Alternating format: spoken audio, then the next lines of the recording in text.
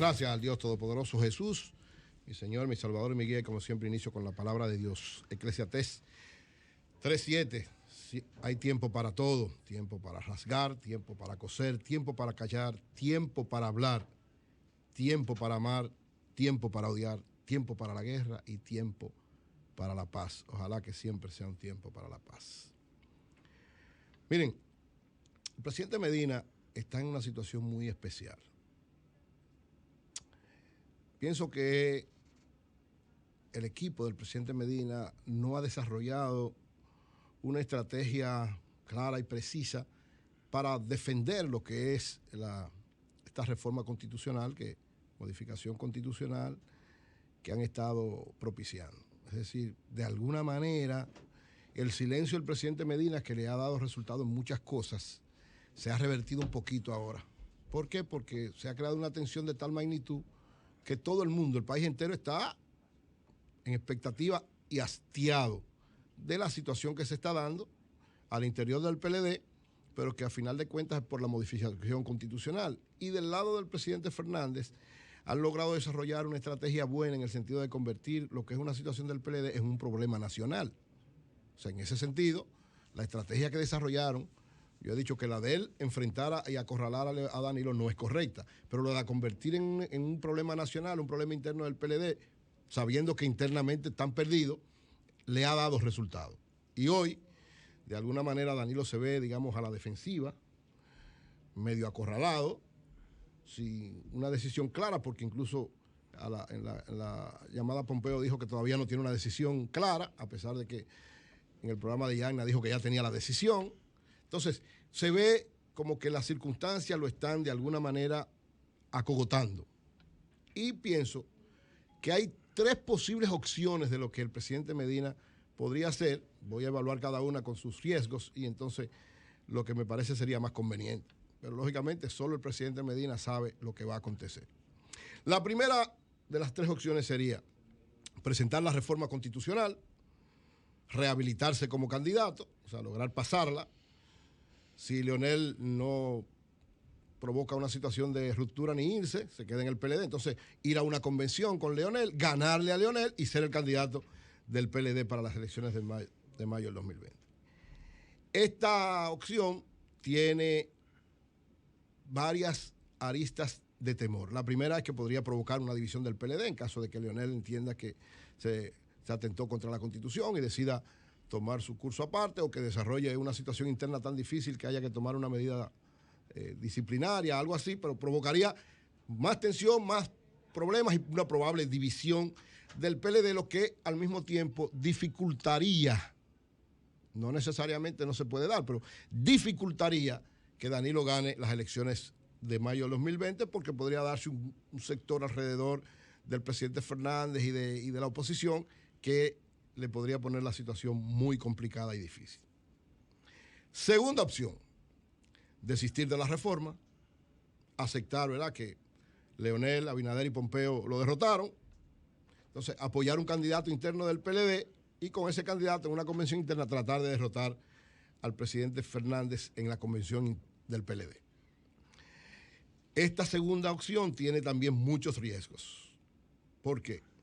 Porque Leonel le puede ganar al candidato de Danilo y sería entonces una segunda derrota más humillante todavía. Y eso sería el liderazgo del presidente Medina, tirarse por la borda prácticamente.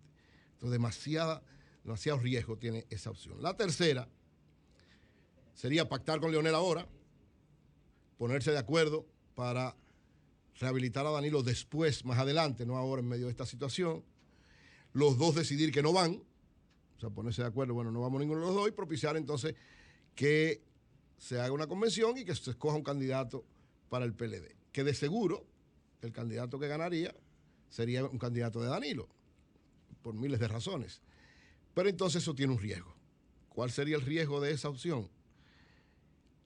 Que ese candidato que ganaría ya se convertiría en una tercera fuerza importante en el PLD, a pesar de que esté apadrinado y apoyado por Danilo, pero si llega presidente de la República, ya hay dos situaciones en América Latina que han provocado situaciones para pensarlo, valga la redundancia. Son el enfrentamiento entre Juan Manuel Santos y Álvaro Uribe. Juan Manuel Santos era el delfín, el auspiciado por Álvaro Uribe, y cuando llegó a la presidencia se separaron y en un enfrentamiento durísimo.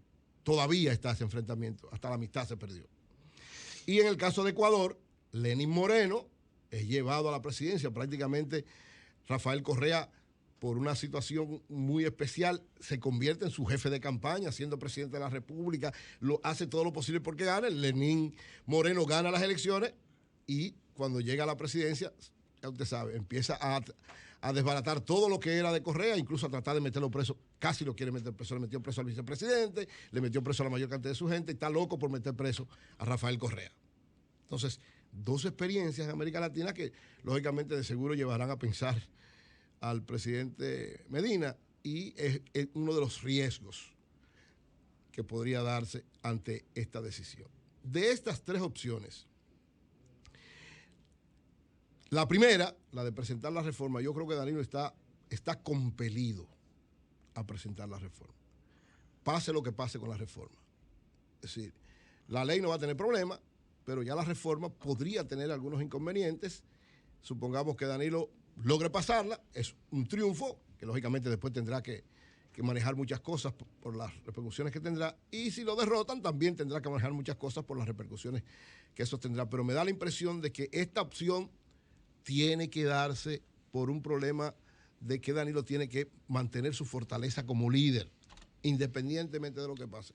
Y lógicamente muchos creemos que si Danilo somete la reforma es porque tiene garantía de que se va a pasar. ¿Cuáles serán las consecuencias de eso? Ya lo veremos. Pero parece que esa opción es una necesidad histórica para el presidente Medina. La segunda, de él aceptar que fue derrotado, no presentarla y apoyar a otro, la veo mucho más lejana y no la veo con posibilidad. Y la tercera, todo el mundo dice que es la más lejana, que es un sueño de uno, que es una esperanza que no tiene ningún basamento, porque dicen ninguno de los líderes dominicanos nunca le ha entregado su poder a otro en la historia de la República Dominicana. Nunca, al contrario. Siempre, Balaguer hasta que se murió era candidato. Peña Gómez hasta que se murió era candidato. Juan Bosch hasta que se murió era candidato. O sea, Juan Bosch tal vez fue el único que en un momento, por una situación de salud, el PLD supo manejarlo, pero bueno, hasta el final fue un referente, hasta muy, muy adelantado sus años.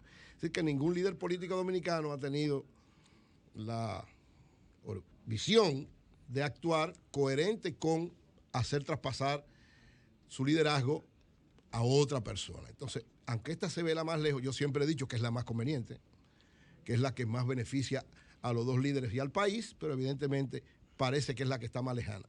Por lo que todo apunta a que en esta semana se presentará la reforma constitucional y veremos a ver entonces qué sucederá de ahí en adelante con el presidente Medina. Por otro lado, los empresarios, especialmente los comerciantes, están haciendo todo lo posible porque no se aplique el 14% de aumento al salario mínimo. Y yo creo que eso es un error de parte de los comerciantes y de parte de todos los empresarios. Porque la ley establece muy claro que cada 2 años hay que hacer un reajuste del salario mínimo.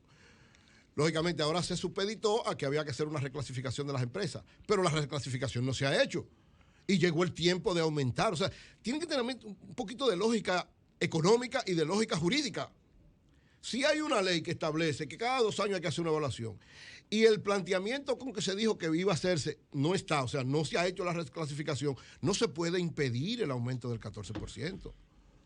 O sea, es obligatorio, eso es por ley. Y el gobierno ahí no puede transarse. Los trabajadores, lógicamente, aceptaron de un 25 que planteaban a un 14 y no van a echar para atrás.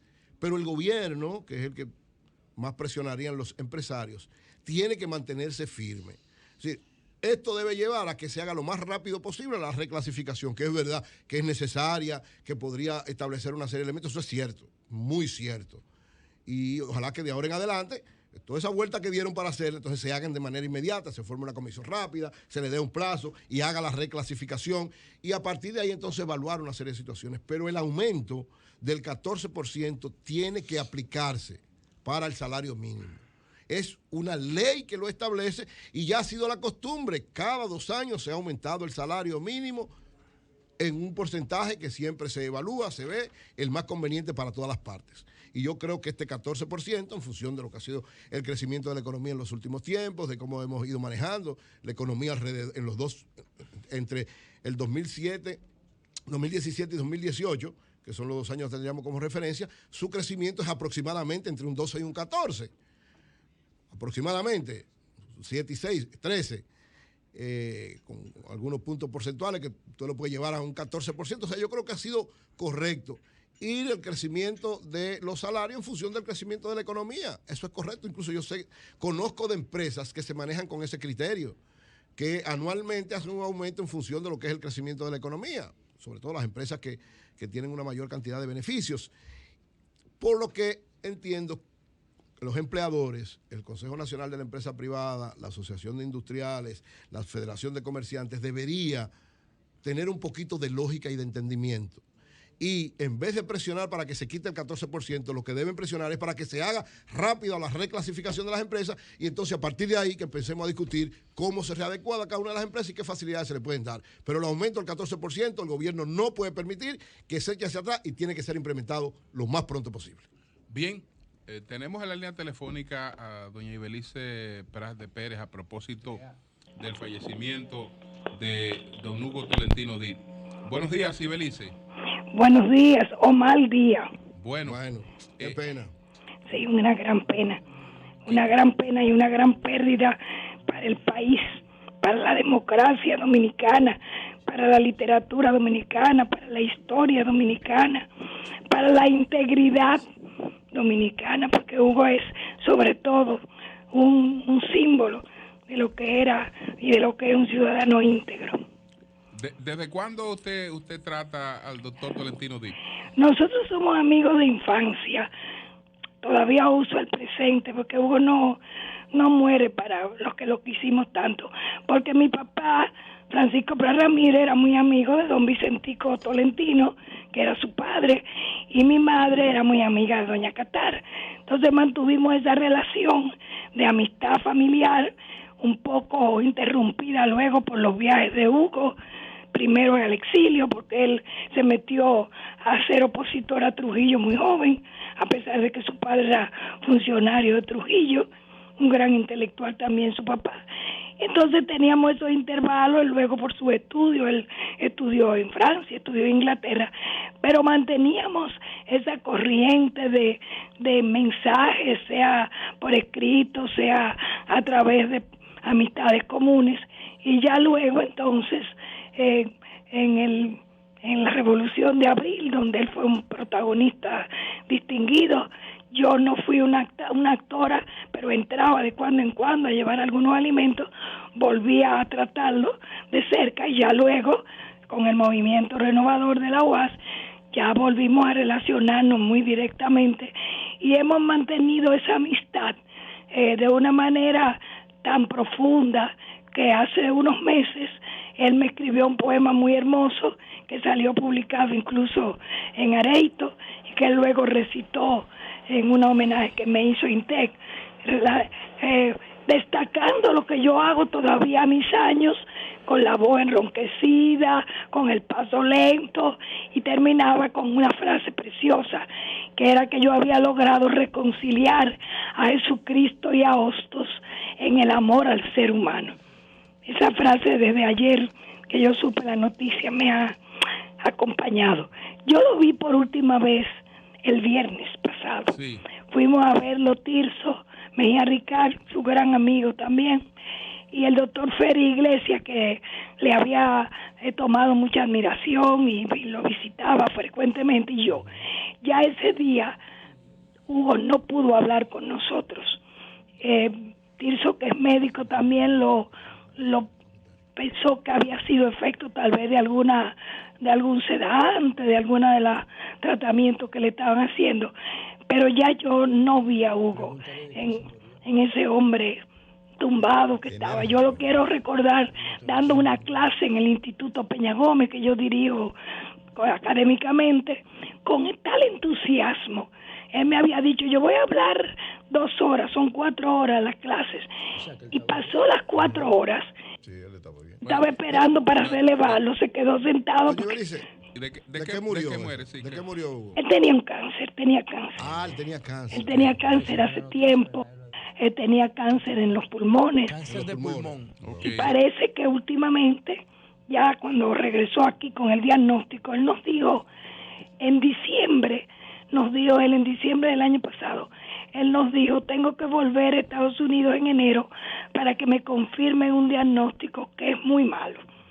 Yo sé ahora en enero si vivo o no. En enero fue y lo desahuciaron ya. Pero entonces cuando vino se puso peor porque parece que hizo alguna metástasis. Doña Belice, esta polémica sobre quién escribió el discurso que pronunció Camaño, ¿no? Cuando vengo a devolverle al pueblo lo que es del pueblo, sí. Que siempre se dijo que fue Hugo, Euclides. ¿Quién escribió bueno, ese por discurso? el estilo yo pienso, Hugo era muy discreto, la gente quizás que algunas personas lo veían como distante, pero Hugo no, Hugo era una persona discreta y muy sincera, y yo creo que por el estilo por lo menos parece retocado por Hugo, porque la otra persona a quien se le atribuye tiene un estilo un poco más farragoso que ese discurso tan vibrante que tuvo. Por eso es verdad.